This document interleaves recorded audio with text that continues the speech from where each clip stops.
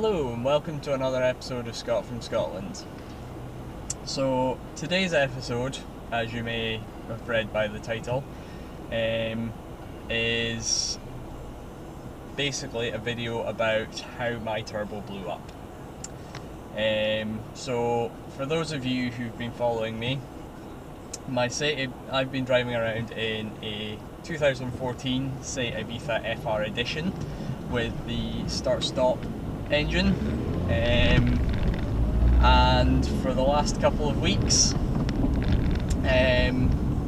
said car has been sitting in the Seat garage in Aberdeen getting pretty much its entire internals replaced, because the turbo decided to pack up and leave me stranded in the middle of nowhere at 11:30 on a Saturday night. Just what you want. But yeah, I mean, okay, granted, it's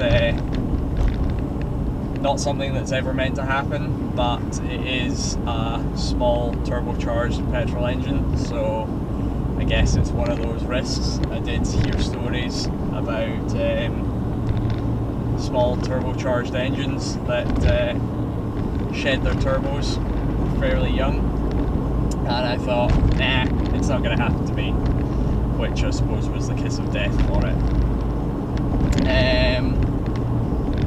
So yeah, thankfully it's been getting done under warranty, but it has been meant that I have been without a car, or without my car for the last 2 weeks. So those of you who are eagle-eyed will have noticed that this is not a Seat Skoda van group car at all. This is my dad's winter runabout, actually. It is a 2003 Toyota RAV4 NRG, as in spelt N-R-G. Weird, but hey ho, Japanese being all crazy and all. But yeah, so it's 2-litre naturally aspirated petrol engine. So this thing is been getting me about for the last couple of weeks. So yeah, this is my little runabout for the foreseeable future. While I wait for a courtesy car from the garage, which is taking a little bit of time, but I will let you guys see that one when it eventually arrives. So I suppose I should better let you know how the turbo gave up. At the moment they're not quite sure. As far as I can work out, what happened was basically on the day that the turbo went, the engine wasn't running right. So basically I wasn't getting boost. Whenever the turbo spooled up, or tried to spool up, it was just making a horrible screeching noise, which in hindsight I think was one half of the turbine spinning up, and then basically I think the shaft snapped, so it was just spinning emptily, which is why I wasn't getting boost. So yeah, pretty shortly after that the engine kicked itself into limp mode, which I thought, great, that's fine. Well, not great, but at least then it's preserving itself, so that, you know, hopefully it's not going to completely disintegrate and destroy itself, which will mean that I can get to the garage. Needless to say, I was nowhere near the local garage, so I decided to head back through towards Aberdeen so that I could get closer to the garage.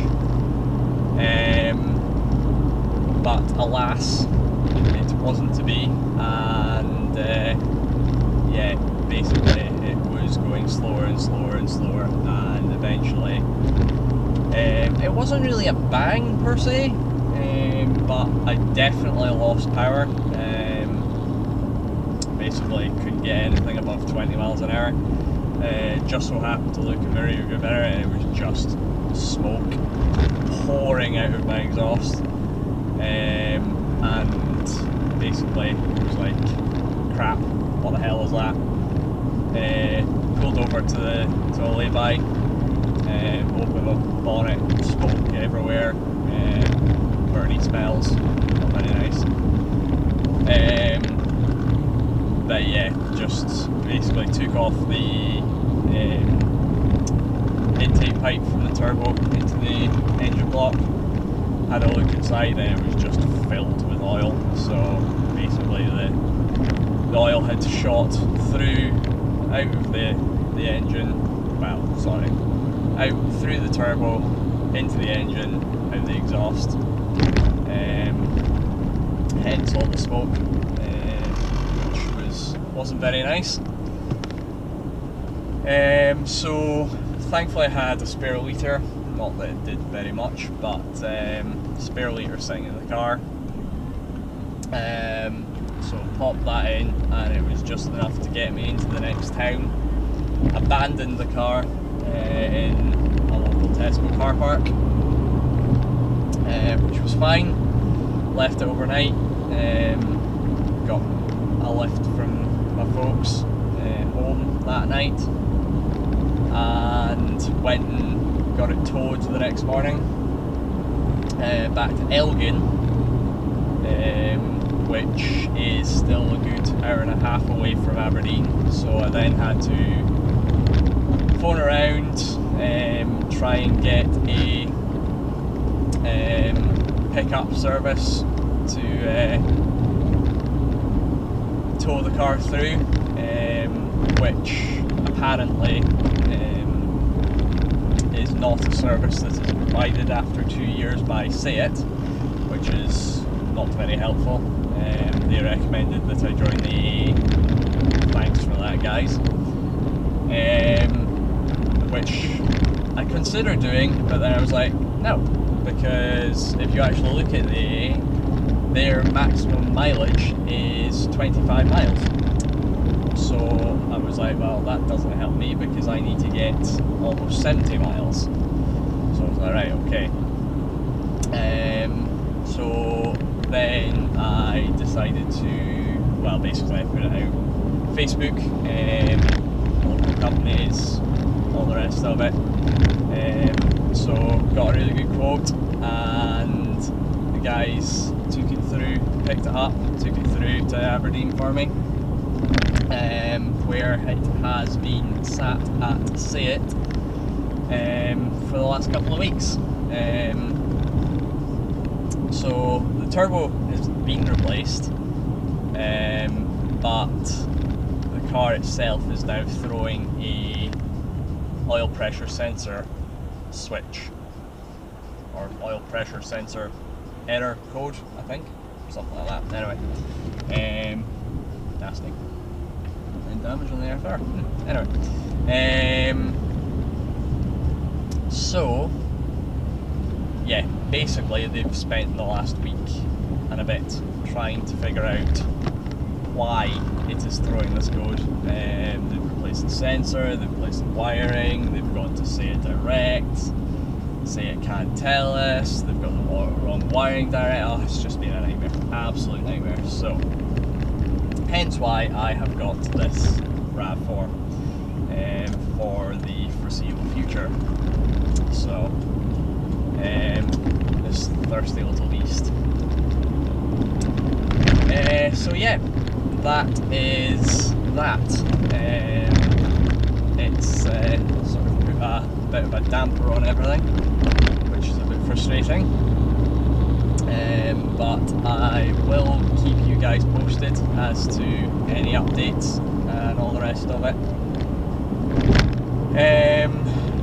As and when I know them, and hopefully it won't be too much longer until they can work out, you know, what they need to do to fix it and how to go about that. And hopefully I'll have my car back. But for the meantime, I guess I should show you around this cheeky little runabout that I've got. So yeah, I will find a nice little quiet spot and show you guys the Toyota RAV4 Energy. Thanks guys.